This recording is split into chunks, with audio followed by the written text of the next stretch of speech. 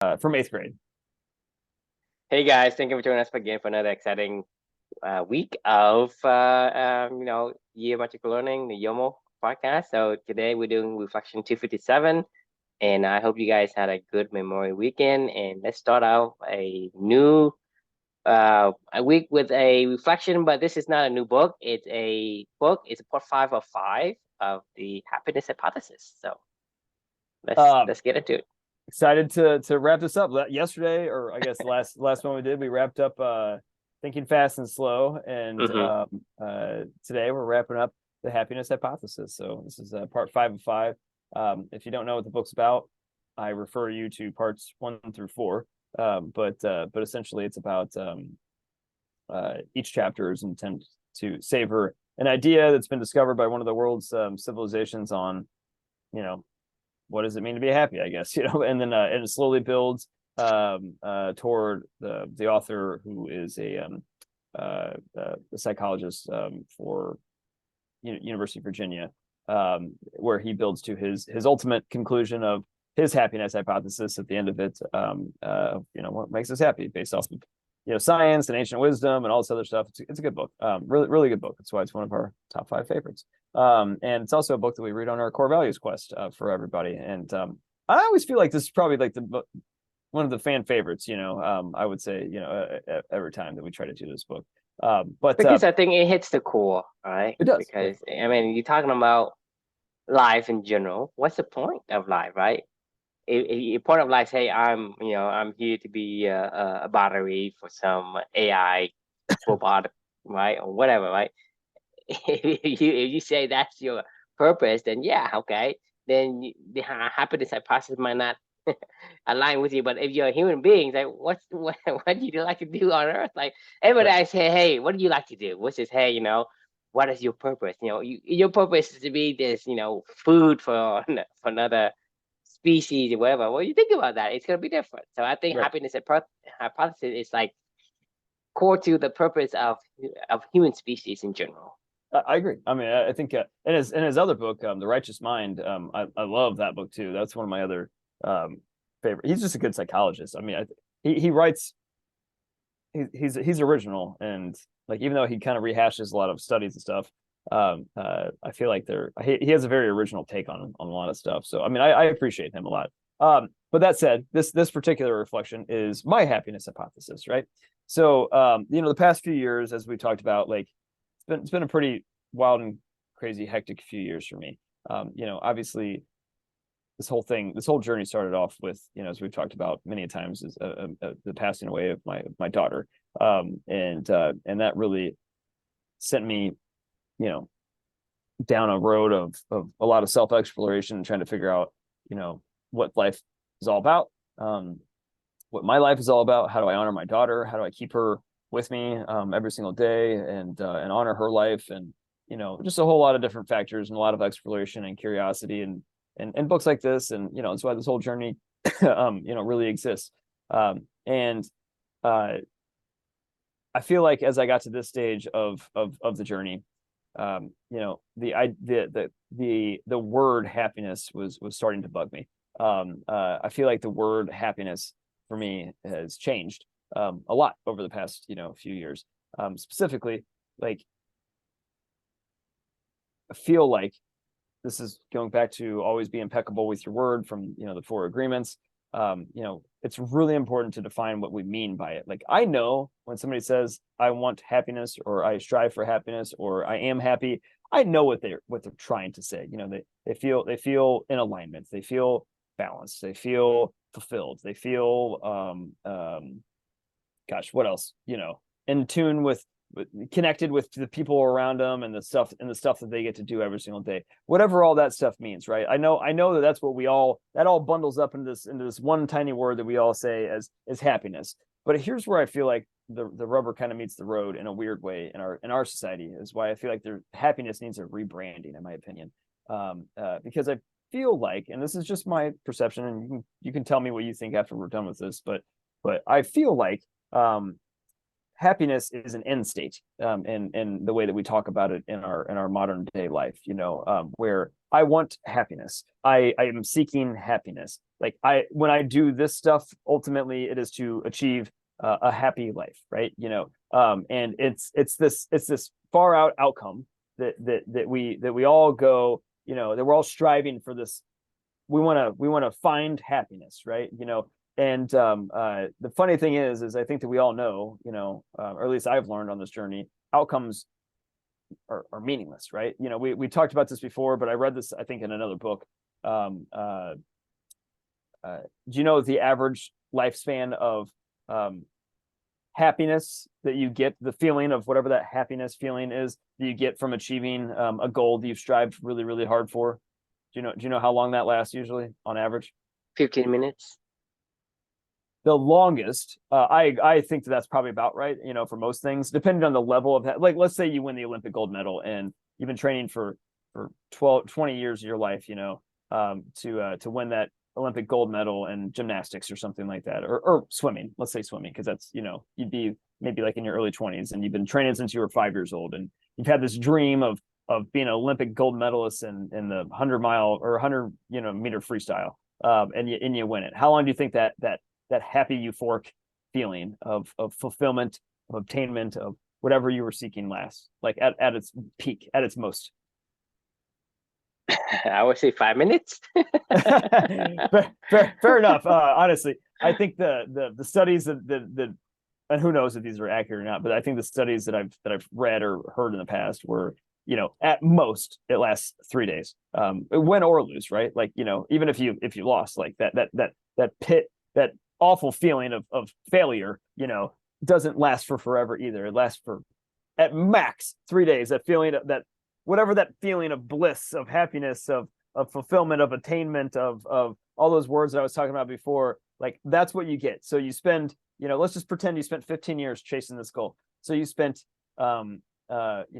thousands of days of your life for max 3 days of happiness, right? Who knows if you enjoyed the process at all along the way? Who knows if you found any happiness there at all? But you did it all in the pursuit of happiness. And then when you get it, you realize, well, shit, that was it. Like I did all this stuff. I spent 5,000 days unhappy in pursuit of happiness, and then you get max 3 days, right? That sounds like shit. Well, how many days are in the average days are in the lifetime of a human being? 170 years times 365, whatever that is. 27,375 days is the average human being's life in a lifetime, right? So, like, let's say you win 20 gold medals in your lifetime, or something like that, right? And you get that feeling 20 times in the last 3 days. That is 60 days out of 27,375 days you live on this world, where you get this feeling of happiness. But that's max though. That's average, max, right?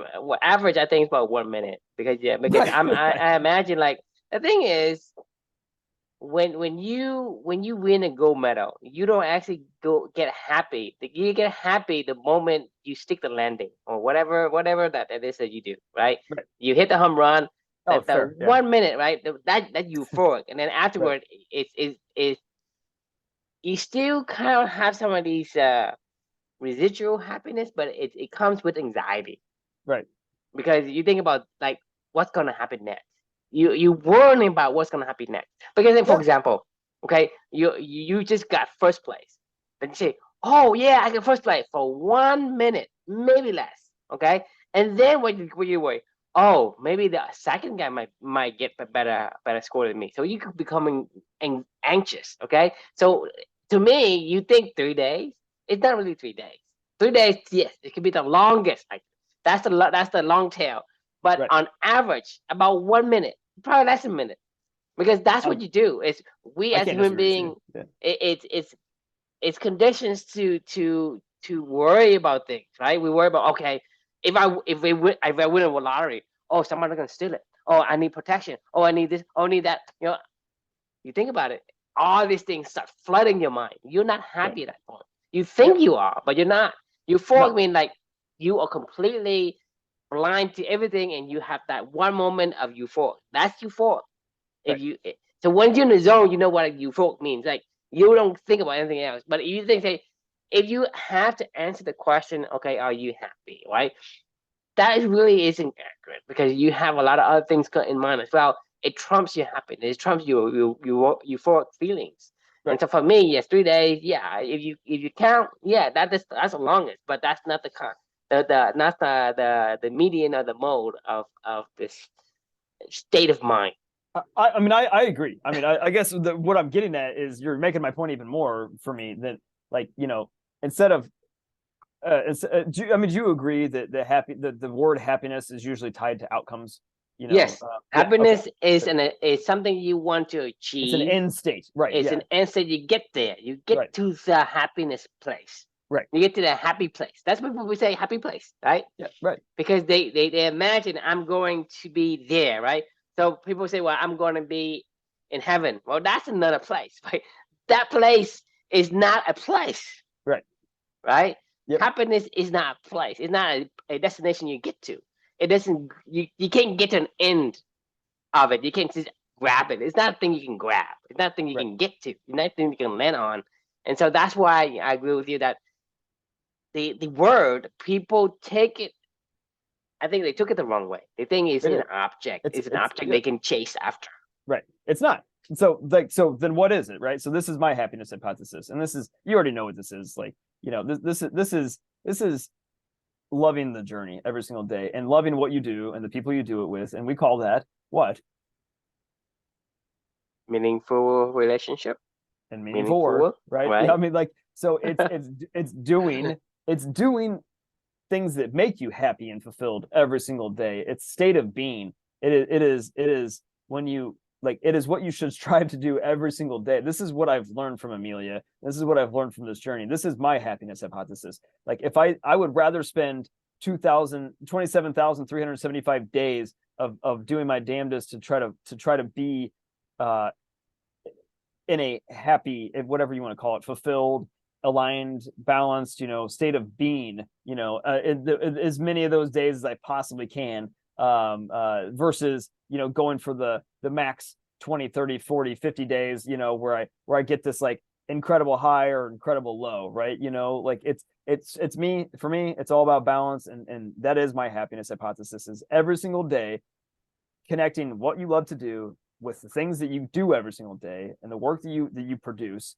and the people that you can do it with, and how you want to do it. Like, and if you can do that every single day, I feel like you will find what we call happiness, which is, you know, everyday fulfillment. You know, it may not be, some days maybe you win an Olympic gold medal, right? You know, some that could happen. Who knows, right? Like, and I don't But care, even then, you don't care. I but even then I guarantee don't you, you care, don't right? care. Like, it's, You don't care. Like somebody gives you a gold medal for being you. I don't care. Yeah, exactly. I'm gonna say that's great. I mean, this is what I'm we gonna, this is what we say about, hey, you know, the being world class. I don't really care about being world class. Being me, but being right. me is world class, right? It And so is. it's counterintuitive It is because the thing is, you know, if you don't care about being world class, then you are actually world class. But if probably you care about world class, it means you haven't gotten there yet. right. You think about it. And you're striving for some end state that you know, I was oddly writing about this this morning because I don't want to ruin the, well, I don't know if we'll ever even get to, well, we probably will, because we'll probably start our ultra marathon once this is over, and I'll probably have our some of the reflections that I'm writing about today. But this book that I just finished, it was called um, I Hate the Ivy League by Malcolm Gladwell. It was a book I told you about. I think you would Hmm. really enjoy. The I was writing about, in particular, there was this thing that I learned from it that I loved about time constraints. And he was interviewing this grand chess master champion, who I forget his name, but he's ranked the number two. He was ranked the number 13th best um, uh, uh, traditional chess player in the world. And you know how chess is a timed event, right? You know, like Hmm. you get whatever it is, like an hour, 2 hours for a game or whatever, and each move you have to click the little timer on and off, and, like, you know, whatever, right? So that's traditional chess. Well, they also have something called speed chess, right? Where, you know, you get less time, it's more condensed, and you know, you have to make more rapid, fast decisions, right? And this guy that's ranked 13th in the world at traditional chess is ranked second in the world at speed chess. And Malcolm Gladwell was interviewing him and he was asking him like, why? And he goes, why do you think? And he goes, well, I feel like I can process, 2 to 3 moves ahead very, very quickly. It's when I get to like, 4, 5, 6, 7 that I can't do that as fast. And that's why I don't, the time frame that's given on traditional chess is I don't do as well for It's that. 80-20 rule. Right. He's just faster. He's the hare in this scenario in that particular time constraint, right? Window. Right. So I was like, I was tracking. I was like, okay, so time constraints matter, right? The more amount of time you give somebody something, or the less amount of time you give them, like we're creating these games, I guess, if you will, of who's better or worse or whatever. And I was like, okay, I'm tracking. This is interesting. And then Malcolm Gladwell asked him, he goes, well, what would happen if we just removed time constraint completely from the game of chess? Like, and we put all the grandmaster champions in the world, together. He was like, well, what would happen then? And the guy goes, well, nobody would ever win. Every game would be a draw. It would never end. And he was like, why is that? He goes, well, if you give any of us enough time to think through the scenarios, we'll think through every scenario, and we'll never be able to beat the person that we're playing against. And he was like, that's kind of wild. He was like, so like basically every chess game that's ever been played, they have to put time on it in order to determine who's better and who's worse, right? So this is where my mind started going to like, holy shit, this is, I started thinking of people like Novak Djokovic, who's that guy. There's a difference between conquerors and marathoners, right? Like I was like, Novak Djokovic is a conqueror, right? Like that guy, you're going to give him a certain amount of time when he can play at the peak of his prime with the most of his abilities, with the windows when he can be the absolute best in the world. Like that guy is a conqueror. Tiger Woods is a conqueror. Michael Jordan is a conqueror. But I said, like, I don't care. I'm an explorer, is what I said. Conquerors versus explorers. Like, if you're an explorer, in my opinion, you'll do it for forever and you'll enjoy it. I'm not going to be as good as Novak now. I won't be as good as Novak in 15 years. His residual skills will be better. I may not be as better than him for 20 years, but what I can almost guarantee you is that somewhere along the way, he will stop playing tennis because he can't conquer it anymore. It doesn't really matter. And now he's going to go find another thing to go conquer. What I can probably guarantee you is I'll probably still be playing, when I'm 80, if I'm allowed to. And if Novak even could make it onto the court, or even wanted to make it onto the court, like I probably would be in better shape and have been slowly getting better over the course of all that time because I've been exploring my own game and enjoying what I'm doing. And I probably will be able to beat Novak Djokovic. Like, I guess this is what I'm getting at with all this stuff is like he's going to spend his whole entire life up until about right now. We're about the same age. Like, I don't know if he's ever happy. Like, I honestly, every time I ever see him in an interview, he kind of just looks miserable. He looks so laser focused. Like, and I'm like, are you enjoying any of this? Like, is any of this fun for you? Like, or is it just, I need to be the greatest Grand Slam champion of all time. And then I'll have happiness, like, and then, but no, that's when he retires probably. And he probably won't be fulfilled. And he'll probably just go chase and want to conquer something next, I mean, that's what the people like that do. Right. It's just different. Like it's just a different mindset. Like I would rather be an explorer than a conqueror. I don't give a shit about conquering anything in this world anymore. Right. You know what I mean? Well, I mean, you also referenced the fat head and long tail.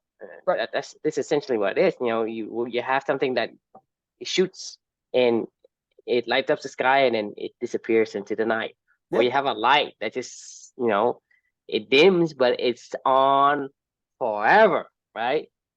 That light has more lumens than the big bang of a fireworks, right? Big boom, right? It's like in the split second you have this massive bright light in the sky versus a little lamp that's dim but it's on forever. And so that's the thing is in life, you don't want to be the fat head, right? You want a long tail because for the most people who are in a fat head are conquerors, they don't enjoy it. The journey is they're trading in this I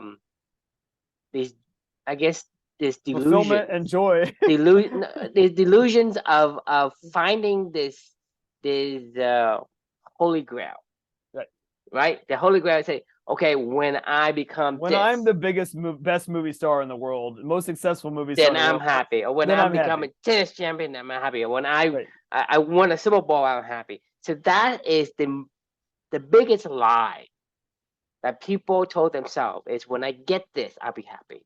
Right. That is the biggest lie because, like I said, even if you got to the point where you have achieved the thing you think you want, it only lasts less than a minute. Right. Yeah. And then after that, and that's why people say, "Well, I gotta go conquer another one. I gotta go buy, play another season and to get another ring." It's like, what's the point? Even if you are the richest man in the world, even if you're the fastest man in the world, right? You can't be fastest forever. You can be richest forever. It's Right. not possible. Somebody else is gonna beat you. But that's the thing is, what's the point of trading in the things that you want, right? Your time, your your happiness that you would have gotten if you didn't chase something, right? Having that chase actually took away It the destroys your time you life. would. I mean, So when you say yes to something, you say no to everything right. else. I mean, This is what we were saying think about Tiger before. Woods, man. Do you think that guy's ever been happy a day in his life? He probably the most miserable person in the world because He's he practices so much. I mean, everything in order for you to be world class at something, you have to put time into it.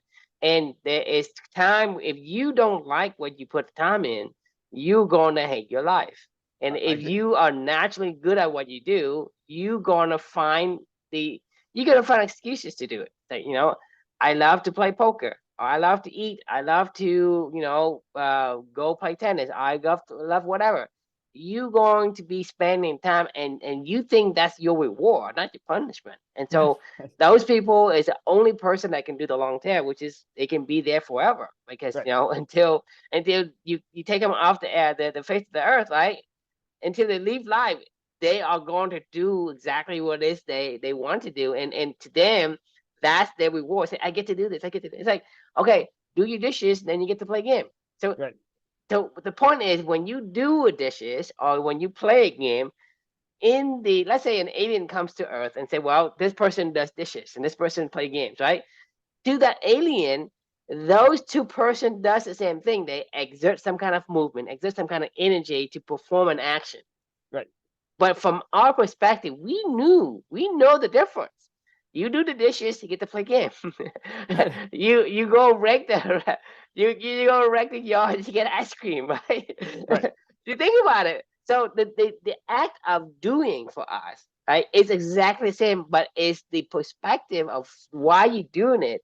It makes a whole lot of difference. And Makes a so when massive you have difference. a Makes every person difference. who It makes it all the difference. Like this is what I'm talking about. This is the that's happiness that's hypothesis. Like this is like that's the only difference. it is a mega difference when you try to have 27,375 days of happiness or 5 minutes, or 2 days or whatever. Like it's like it's the whole it's this whole idea of like what do you call it? The whole marshmallow test of like Mm-hmm. delayed gratification, right? Of like how long can you delay, wanting the marshmallow? Like, well, if I like marshmallows, I bet there's some kids that are like, Luca, if you put a marshmallow in front of him, he would go, I don't want anything to do with that because I don't eat this shit. Like, I don't eat sweet stuff. He'd just be like, whatever. They're going to go, man, this kid's got unbelievable amount of willpower. And we go, no, he just doesn't like marshmallows. Like he doesn't eat them. He just doesn't do what he doesn't want to do. Maybe when he gets to be a certain age and and he knows we're testing him, and he's like, well, should I eat the marshmallow? Should I not eat the marshmallow? Do they want me to eat the marshmallow? Do I want to eat the marshmallow? And even if you do know that you're testing you, and you say, well, I can exert willpower on myself, and then you say, well, that guy has success. But what does that mean? How do you measure that, right? right. You You say, don't. well, What so is success? who make up the rule? Who make a rule Right. that, hey, this guy is successful, this guy is failure? Who make up the rule? That's what I'm saying is, no one knows, and you No one. pretend to know. And to Right. me, you're more wrong than right, because when you basically morph something into your own prerogative to say, well, if you do a certain thing, then yeah, you're just making up random shit. Right. It's a game. Has, You has invented a nothing game. to do with anything. I mean, it has Right. nothing to do with life. You can't say, well, this guy is a success because he adhered to all these doctrines. When you think about it, I mean, if you say, hey, this guy, let's say I have two guys. One guy is really good at following the rules, and one guy is not, right? So I asked you, which guy is successful and which guy isn't successful? No one knows because Right. how do you determine that? If you make up a rule, you just make up no random shit. So there's nothing for me to say, well, universally, this guy is better, this guy is better. No, like you're saying is if you say, hey, let's do a marshmallow test, you put it in front of Luca, he said he didn't want it because he didn't He like doesn't it. want So it. Like he literally didn't want the marshmallow. Like I mean, like so it has nothing to do with whether or not this guy's successful or failure, right? That's what I'm saying is people are not something you can like clone and could create this standardized test. Where this, if you standardize human beings, right, you are already making a mistake. I Because agree. you can't. If you can't. think this is somehow, if we can gamify, like I love games. Games are great. I love games. Like they're fun as hell. And they're addicting, But right? But like, game is not a singleton, right? right, Game is it's like anything and everything. So like it could be game could anything. be This is the point. Like so that's you the can't say, exact well, point. so like, oh, you like some game, I like some other games, but they're still game, but games to me, but sometimes it's not game for you. Right, right, So exactly. so the thing is, you can't say, well, let's create a game and everybody loves it. No, everybody loves their own version of their game. Not so game isn't something that you say, hey, classify as a universal thing that everybody understand what a game is. Right.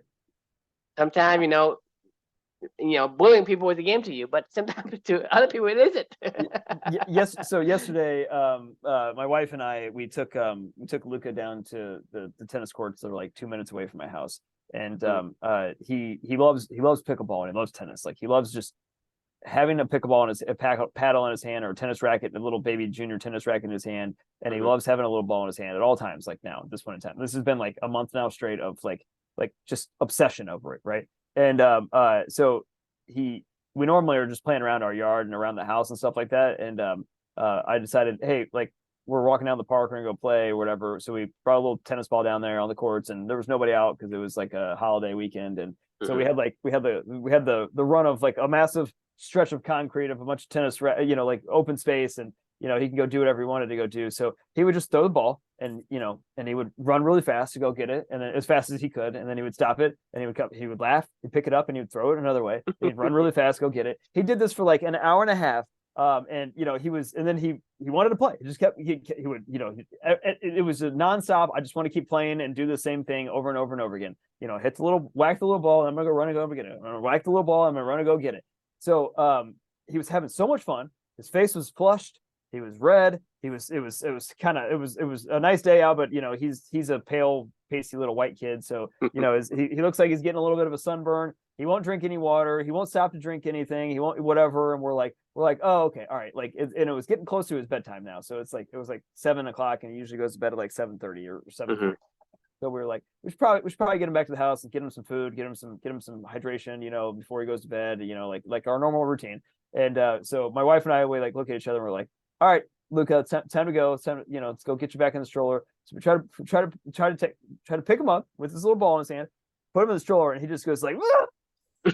Like just like screaming everywhere. And like there was one other like group of 4 people that were playing pickleball in another court down, and they were like, oh my god, what are they doing to this kid?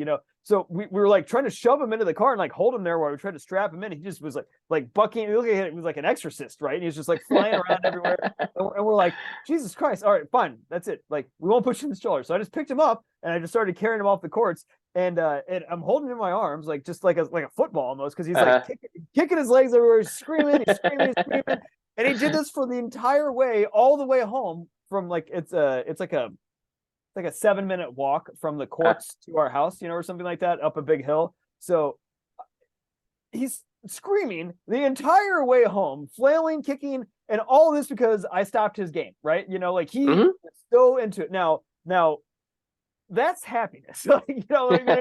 Like that you want to talk about all the things that you and I talk about. Like as I was watching that, I was like, man, this kid just fucking loves throwing a ball and going to get it. Like, you know, like, and like The most kid you get bored in the two times to throw the ball. Right. Get tired and say, okay, I don't want to do it anymore.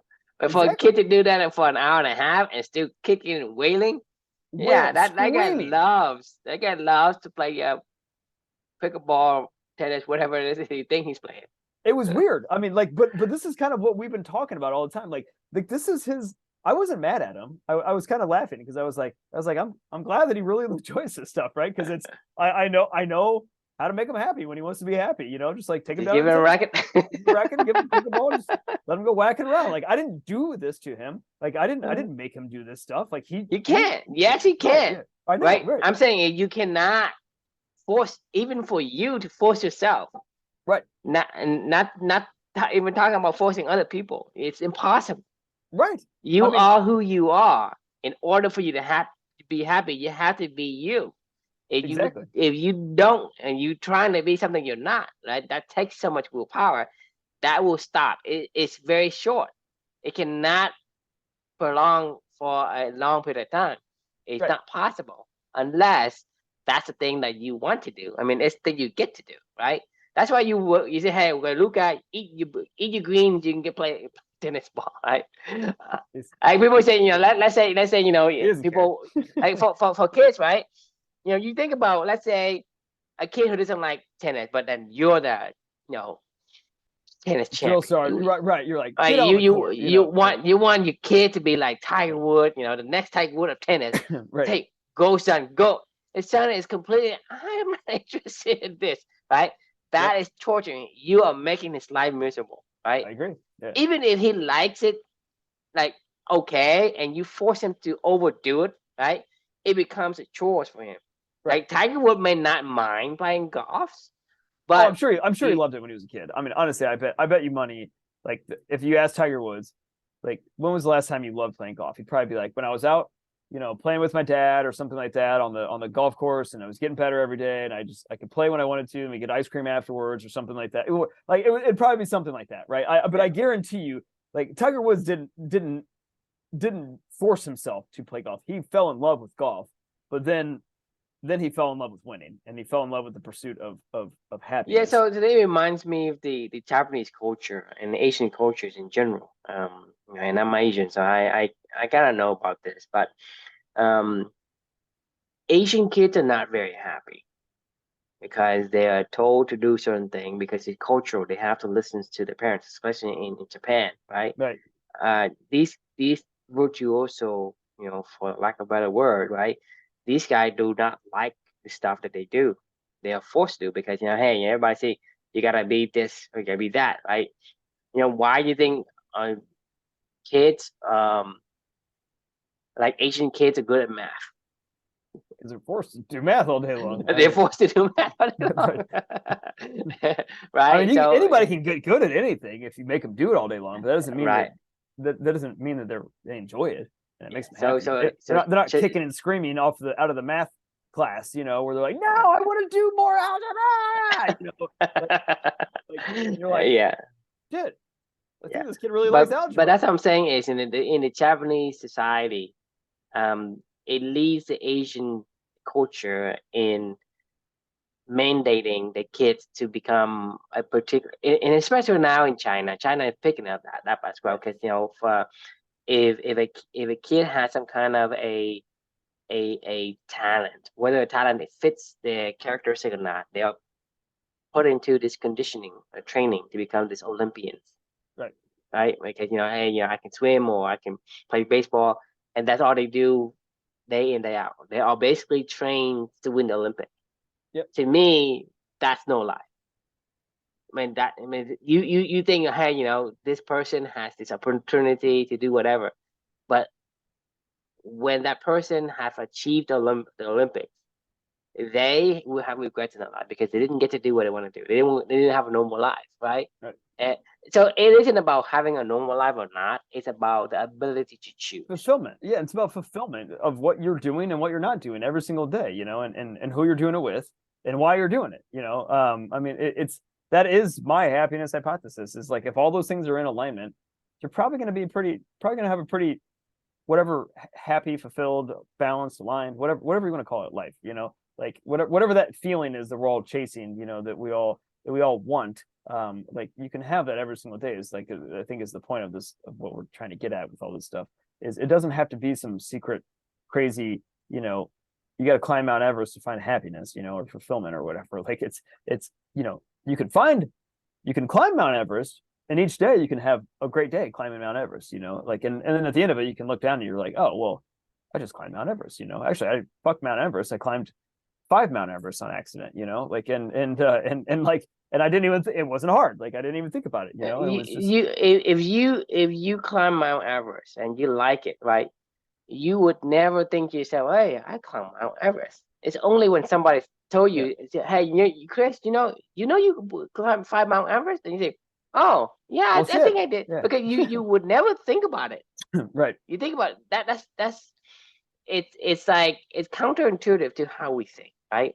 When we're good at something, you don't think you're good at it because you don't have the time to sit there and say, well, I want to be this person, because you're preoccupied with doing the thing that makes you feel like, hey, this is great, this is interesting, this is very give me this lively feeling, whatever that's feeling that you're trying to, whether some people hate tennis, right? People hate tennis, and you tell them to play tennis, it's a chore. Like, but somebody is like, my wife would never, like, she's like, stop. oh, yeah, this is torture. I don't want to do this. And I'm like, fine. I gave up. I'm like, I don't have, I've like begged her, before, where I'm like, just try it. Like, she's like, no, I don't even want to try. Like, I mean, for example, this is something I think a lot of people can relate to. I don't like drinking beer. If you tell me to drink beer, that's torture to me. You know what I mean? Right, yeah. Or wine, or whatever. It's torture to me. But to people, they're paying like hundreds of dollars a day to go and sit and drink and drink and drink. For me, it's like, why am I drinking this bitter stuff? Yes, I think you can get to drink. I mean, yeah, like to get a degree in wine making, I mean, or beer making, those are degrees now. Like, people go to higher education and pay for this stuff. Like that, I mean, to your point, like, but you don't like it, like, and that's fine. Like, so talk about willpower. If somebody, if they instead of a marshmallow test for adults, they did a beer and wine test, like, how long could, hey, I ain't touching that thing. I mean, hey, I want one. This guy has so much willpower. It hasn't touched it for like 40 years. Yeah, it's been months. It's been years. Like, man. It's been 4 years since I had my last beer. Like, what? And you're like, man, this guy just must be this guy is super, super willpower. Not really. Reality is like, I don't like it. I like beer. Yeah. Like, but that's the point. Is like, if somebody made you like beer, if they're like, Drew, you know what, to be a part of this society, and to be successful, it is. You need to be a beer maker, and you need to drink beer. No, you need to be a beer drinker. To be successful in the American society, okay, and it's not just American. American is more prevalent, but there are, in any culture, you have to be able to drink, okay? Because even in my culture, right, if you can't hold your liquor, they don't respect you. Okay, and I don't drink a single drop. So imagine how they look at me, right? Well, actually, if they were smart, they would look at you, like, man, this guy can hold the most amount of liquor, like, because he doesn't drink, like, it's like a catch-22 at that, or there's a different way. Yeah, reverse psychology. You could be like, I'm the best drinker because I don't drink, like, like, then I don't, I can not drink all night long with you. You know what I mean? Like, and I guarantee you that I will outlast you. So you want to, I'll put you, you'll be passed out before I'm passed out, because I can sit here and be sober. Yeah, because I wouldn't get passed out. Right. I never drink. Exactly. If you drink beer, drink you under the table. Because the thing is, if you drink beer, eventually you will pass out. That's given, right? Right. If you keep, it doesn't matter how many beers you have. Like, if you continue to drink beer, if you are, have a high tolerance for it, then yeah, you can go long, more cans of beers or whatever. Hey, you have the highest tolerance for beer. You win. You'd win every drinking contest. But that's the point, is when you're forcing something, right? when you're forcing your body to take in this beer, eventually you pass out because your body will collapse. Right. If you do something your body is naturally at it, right, you don't collapse. So the point is, the happiness is a transition. It's a state. It's It's a not an state. It's a end state of state. being. It is not. Yes. It's a Yeah. state of being you, right? Right. So the happy state is a state of you. When Mhm. you are being you, you are the most happy. Right. So That's exactly it. that's That that's is the the happiness happiness. hypothesis. Yeah. That's my happiness hypothesis. It's like, if you can be yourself as much as you possibly can every single day, you will have a more fulfilling, happy life than somebody that's thinking of happiness as an end state. I can almost guarantee it. Yeah, because happiness at an end state isn't happiness because you're anxious. You're anxious all the time. Right. Because when you are chasing it, you're anxious. Right. When you got it, you're anxious. Because when you got it, you say, "Well, how can I keep it?" It's hilarious. This is my last story because I gotta go to bed. Today I was having a one-on-one with one of my employees, and we were talking about a similar topic. We were talking about his career, right? And I was during the point of this conversation, I was explaining to him, because he was talking about how he's been kind of inundated with, as we all knew that this was going to happen, and in this world that I work in, people are, it's a highly competitive job environment when experience really matters. Like, as you know, like in the tech space, right? Like, I mean, I'm sure you get hit up 24/7 for, opportunities that are like, hey, True's been doing this stuff for forever. Like, if you would never have to look for another job ever again if you didn't want to. I mean, if you wanted to work somewhere, you could get a job tomorrow if you needed to, right? Like, I mean, you know what I'm saying? Pretty much. I mean, yeah. that's the thing is, once you get to the point where, because the thing is, 80% of all the companies are chasing the 20% of the workers. Right.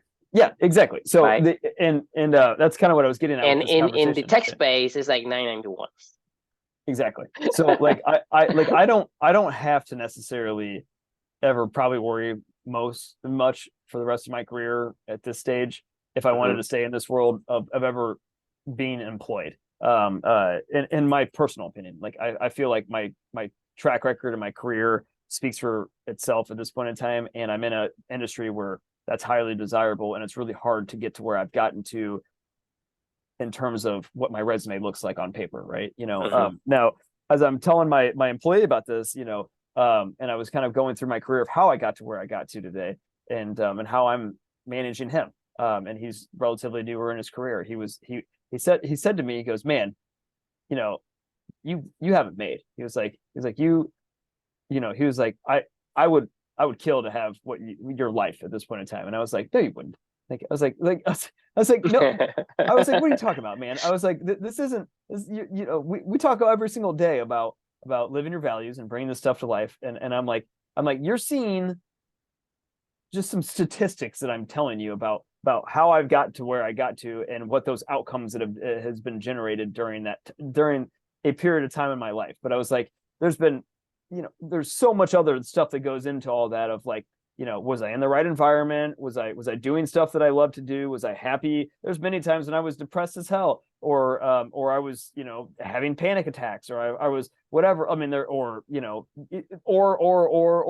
right? Like, people like this is the whole, like, we see this thing that we think that we want so badly, right? And you're like, man, your life is made. And I'm like, if you, like, you're saying that to me, but I'm telling you it's not, because I mean, I'm not done. Like, I'm not fulfilled yet. I'm not at an end state where I want to be every single day. You know what I mean? I'm like, no, it's not. Like, and actually, if anything, it's offensive to tell somebody that, like, and if this is what you want to strive for, like, I was like, then you're missing the whole point of the whole entire thing, right? Like, you don't get to that unless you do the right things where you understand yourself. And this is what I was telling him. I was like, you need to understand yourself, understand what you love to do, put yourself in those environments where that shit is valued.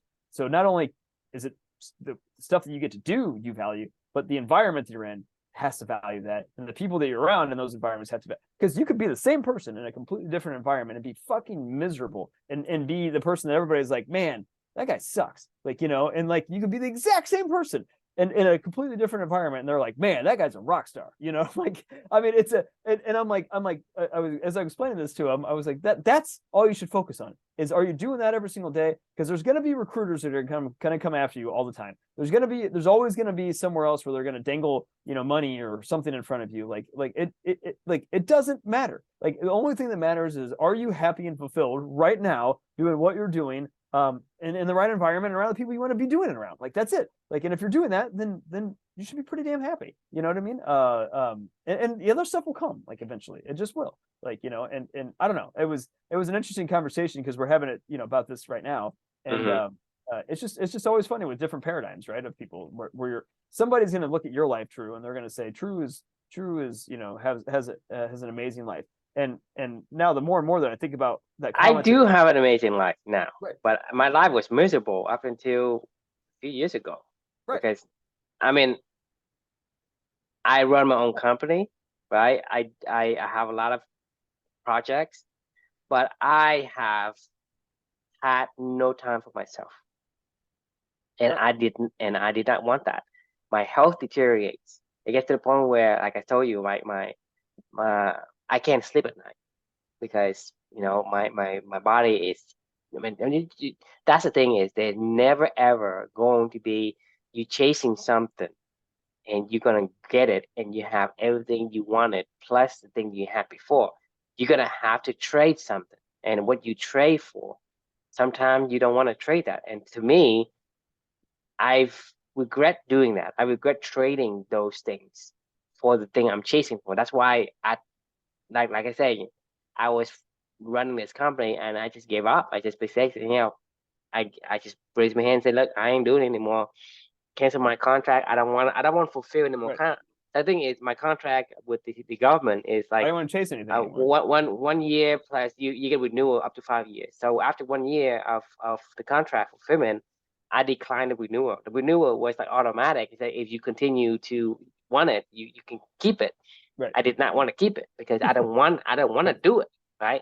And Yep. so that's what I'm saying is, you know, you think that my life before is what you want, and my life today is pathetic because I don't do anything.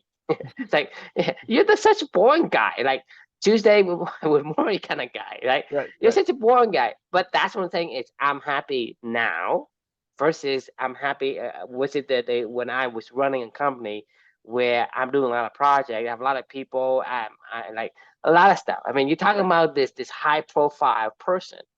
I don't want that. Right. Right. I mean, to me, I don't want to get up and go to these meetings with vendors and with clients and with, you know, I hate dealing with people.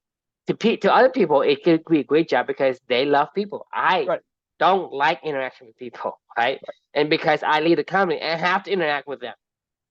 I have to solve problems. I'm a people problem solver, and to me, that's the worst role I've ever taken.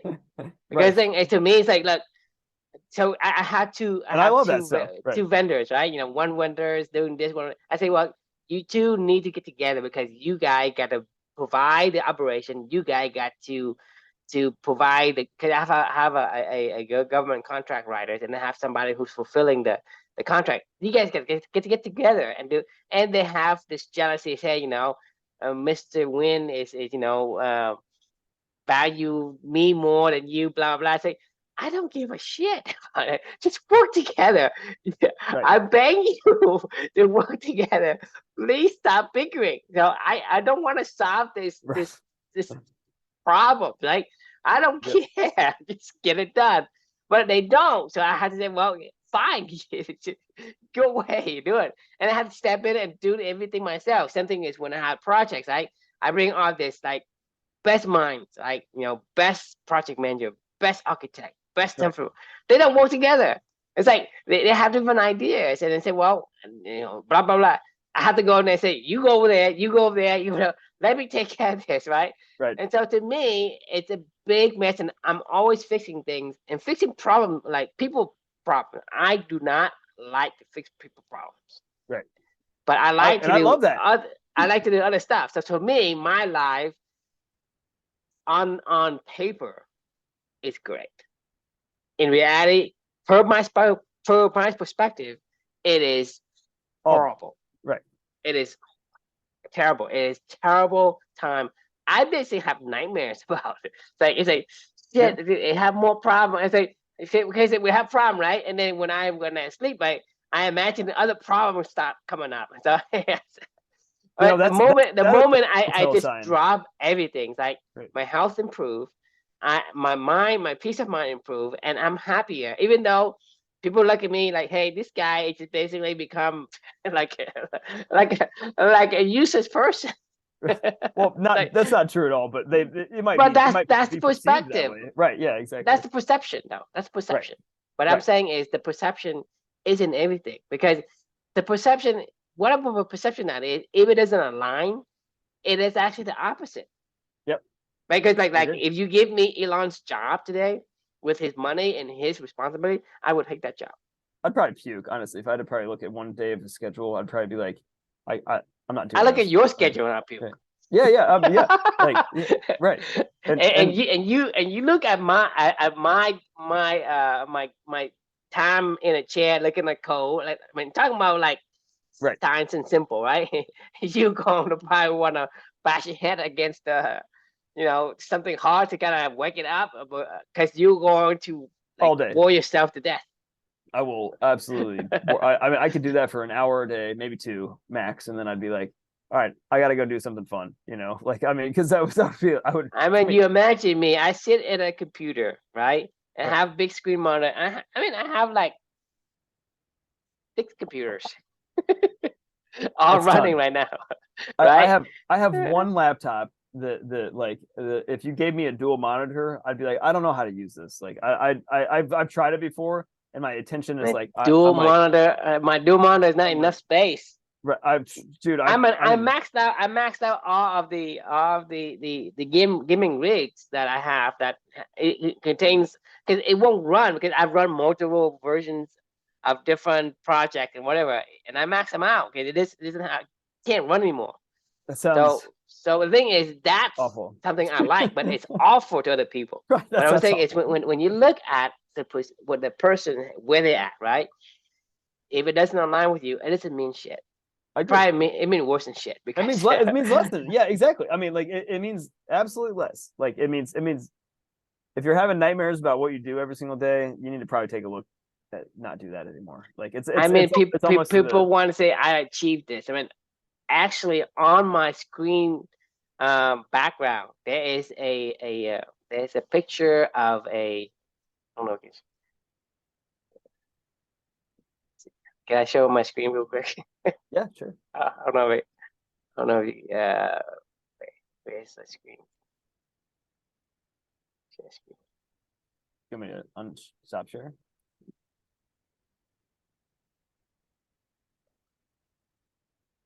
Okay, that's my screen. You see it?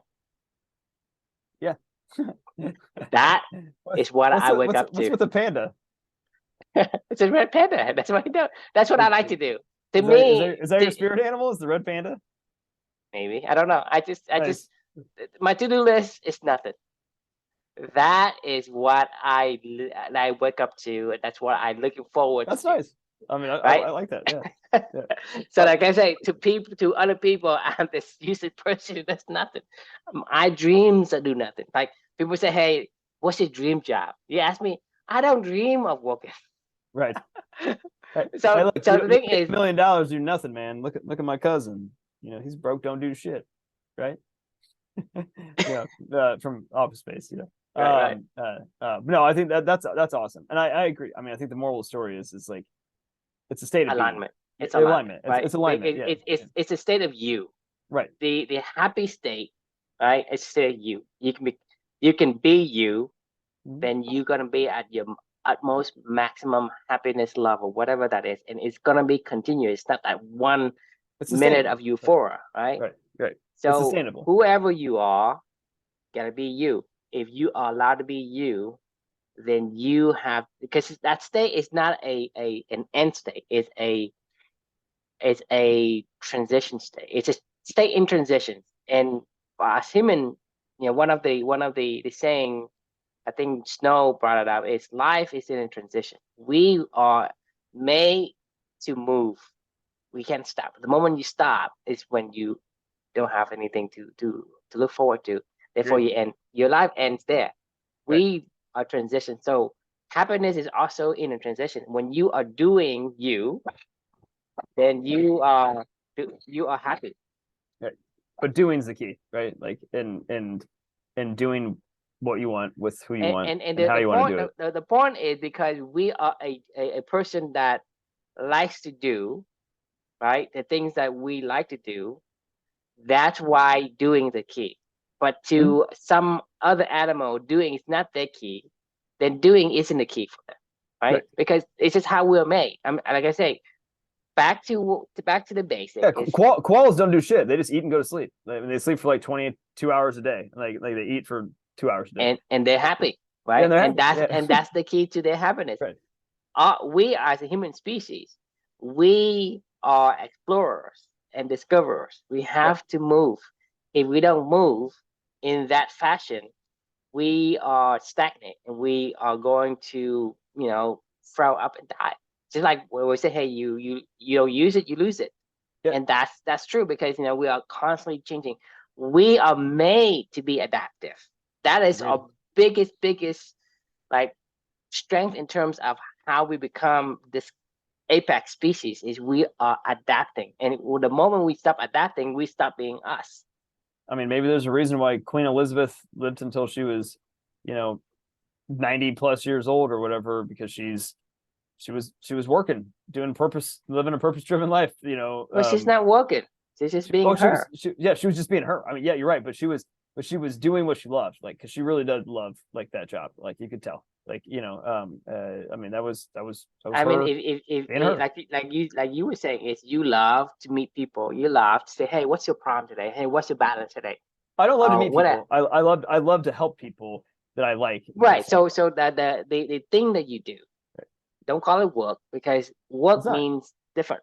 It's right. the thing that you do. If it aligns with you, then you are going to be happy. And when you're Mhm. happy, you're going to live a long time. If Great. you're a beaver and you are allowed to build dams, you will live a long time. Right.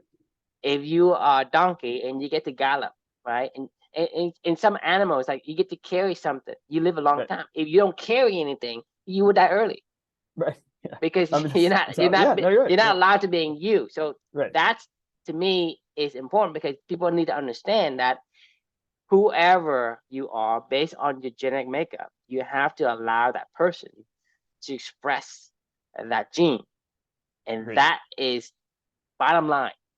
So you That's how cannot we get keep away from it. enduring.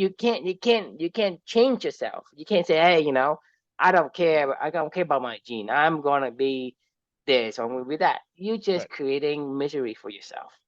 Agreed. I've seen it because that's what I did. I chased these dreams that I was told that's what you're supposed to do. Get Yep. a get good grades. Because when I was in Vietnam, right, I was a dumbass kid. I ranked last in class all the time. I get to fights all the time, right? There's no future for me. Then when I came to the United States, right, somebody told me, hey, you gotta study hard, you You're gotta smart. do all Yeah. these things. I did. I started, so I got perfect attendance from sixth grade into 12th grade. Not a Yeah. day I Wow. missed, Yeah. right? That's You think that's about it, impressive. right? Yeah, that's pretty impressive, honestly. So the thing is, I was told, I was sold these dreams, but to me, that's not who I want to be. I don't care about perfect. I don't care about achieving high. And then after college, right, I graduated early. I finished school in 3 years, right, and I Right. even win awards for the stuff that I do in Right. chemistry. Not even a BS blow off major either, right? Right. I finished that, right? So I excel at what I do, right? Because I was sold this story. I was Yeah. sold this dream, and then I go to work. I work for a prominent company that works for NASA, so project for NASA. And then I start my own company and I do consulting for these Fortune 100 companies, right? Right. All that All big things are big pointing toward a really successful, happy life. Right. yes. Yeah. So Yeah. because I was sold this dream, but Right. I sacrificed so much that I would not. I would actually would take it back if I had a time machine. I would not have done it Right. because It's it gets to so the point interesting. where I say I don't care about the grades. I don't care about making this reputations or this job or this money. All the money I've made, it's gone. Right. It's not like I can keep it. Right. It's gone. It's go somewhere. Somebody's gonna use one to do that. So that's what I'm saying is um the point is because you're not aligning, it doesn't matter what you achieve. It is a regrets. Only regrets. I agree. Because you think about it, if you look at my life, right? Yeah, I was a dumbass kid up until 10 years old or fifth grade, whatever. I was happy. I remember having a blast when I was younger. Right. Then I had all these achievements, misery, all the memories of misery. And then 100%. when the moment I met you, right? When I do nothing, and when I'm talking about shit on on this podcast, it's Right. when it's like, hey, I'm happy, and you and I are on this thing. It's 11 o'clock right now, Yeah, no, I gotta go to bed. right? But I'm saying 11 o'clock night, I'm still BSing about this thing. My point is, without alignment, it means nothing. I I I mean 1,000% agree. And actually I have a lot of thoughts on that, especially from the immigrant experience. That some event that my wife made me go to was with immigrants. I had this exact comment of what you just said. Not that I'm an immigrant, but like this was an award show for immigrants, Latina immigrants, Mhm. that were new to the country and had been here for a few years and had achieved a lot at high school, and they were getting scholarships to go to college and stuff, and they worked so hard. Like everybody in this room worked so hard. And I heard their speech. They all gave up there were 7 of them. They all came up and gave a speech, and everybody cheered them, and they all were like, I want so badly for this American dream, and all this other stuff, right? And when we left, it was moving. Because I could feel the kids' passions, but at the same time, um, they were dressed like in a tux and suit and whatever, or like a really nice dress, like a prom dress or something. Mhm. The way that they talked was like, trying to be very much so like everybody else in this room. When they wanted to be, who they wanted to be and emulate. And then, like, as I was walking out of the thing with my wife, after feeling for them, because they went through a lot. They went through traumatic experiences, some of them, in the way that they described their lives and things of how they even got to where they got to today. And I told my wife, I was like, it's ironic because every every one of those kids said they want to be me, basically. And I was like, they don't want to be me. Like, I was like, I don't want them to be me. I was like, I want them to be them, like, and I want them to be who they want to be. I was like, I don't know what. I was like, I don't want them to go to college why do they want to go to college? Like, why do they want this education so they can go get a job being a lawyer or something like that somewhere because somebody else said that's what they should do? Like, this, Because it's a marshmallow and it's sweet. You're supposed to eat it. right. And I was telling my wife this, and she was like, here's the thing is you don't understand is like, that is success. That is what everybody tells them is success. Like, this is you will be happy when you get your education, when you get your degree from somewhere, when you strive to be this professional, and you've made it. You came from Honduras, or you came from Ecuador, or you came from some place that nobody wanted you to be in. You left your family behind in pursuit of a better life. This is the better life. Like, and by God damn it, you're gonna go get it. And everybody in this room is gonna cheer you on, and everybody in this room is gonna applaud you and say it's so moving, you going after this stuff. And I walked out of there with talking to my wife, going like, why do they want to be me? I was like, I don't want to be me. Like, I was like, what am I missing here? I was like, why did we do it? And she was like, you don't You understand. And you and don't I get and it. I'm and I'm like, I do get it, but I don't get it at the same time. I'm like, what? Like, they don't want my life. Like, trust me. Like, I didn't want my life. Like, like I It's like because you're they saying. don't know. They don't know. Because the thing is, I had to go through that to understand that whatever I'm chasing, it's not worth it. Because right now, the only thing that's important to me is my family and my health. Right, my health is Right. what that's why I do nothing. Right, I make enough money to put a roof over the head, put food on the table, and nothing extravagant, but that's what make me happy. I don't have dreams of becoming like wealthy or anything like that. I say, well, Right. give me enough money for me to do what I want to do, whatever it is. And and I like other things. I like building things. I like woodworking. I like Right. gardening. I like build programs. I like build apps. I like to build websites, software, whatever. I like all those things. And to me, if you are allowed to do the thing based on your free will, that gives you that mental state, the mental state of Oh, I I don't give got a fuck. I get to choose to do Right. Yeah. this, right? Right. Yeah. That makes a whole lot of difference. Just like I told you before, whether I can go. I love to build stuff, right? If my wife would told me to go and build something, like, hey, I need more closet, go build me a closet, right? I wouldn't build it because I it's not because I want to. If she has, the thing is, I am built in a way that if somebody I love needs me, then it give me great joy to provide a solution for them. So if my wife comes to me and say, hey, I have all this stuff, I don't know where to put it, and then I go out and I build her a closet, I love that project. Right. But if she told me, hey, I need you to go build me a closet, I Right. hate Fuck that off. job. Yeah. Right. Fuck that. So Yeah. you think about it, it's Yeah. Yeah. the same thing, the same effort, but what's the difference? The There's a big difference difference. is One is you. perspective. You One. get to Right. choose Yeah. it. So Right. having that in mind, in order for you to become happy, the happiness hypothesis in this um, reflection is about the ability to choose who you are and what you do.